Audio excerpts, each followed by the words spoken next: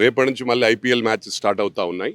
ఇక్కడ ఈ bettings apps వలన చాలామంది భవిష్యత్ అంటే నేనే దాదాపు ఈ మెదక్ జిల్లాలో సిద్దిపేట జిల్లాలో నేను పర్సనల్గా విజిట్ చేయడం జరిగింది. బెట్టింగ్ చేసి డబ్బులని బూడగొట్టుకొని సూసైడ్ చేసుకున్నారు. ఎంతోమంది చనిపోవడం జరిగింది. దీని ముఖ్యంగా ఏంటంటే పెద్ద పెద్ద వాళ్ళ హస్తం ఉంది. ఇంటర్నేషనల్ లెవెల్లో ఇది ఒక పెద్ద మాఫియా. దీన్ని కట్టడి చేయవలసిన అవసరం ఉంది.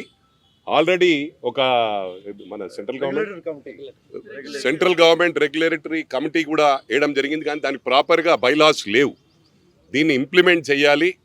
మన గౌరవ ప్రైమ్ మినిస్టర్ గారికి, మోడీ గారికి, అదేవిధంగా మా రేవంత్ అన్న మాత్రం మా గౌరవ ముఖ్యమంత్రి గారు రాగానే దీన్ని కట్టడి చేయడానికి, ఎందుకంటే గంజాయి కానీ డ్రగ్స్ కానీ ఇలాంటి అంటే మనం ఊహించని విధంగా చిన్న చిన్న ప్లేసెస్లో మన మెదక్లో వెళ్ళిన చిన్న గ్రామంలో కూడా పిల్లలు గంజాయికి అలవాటు పడ్డారు. పేరెంట్స్ ఎంత బాధపడుతున్నారు, కొంతమంది చెప్పుకోలేక, కక్కలేక, మింగలేక వాళ్ళు చెప్పలేకపోతున్నారు బాధలు, మా అబ్బాయి ఇలా అని. కానీ దాని ఏం సిస్టంలో మార్పు రావాలి.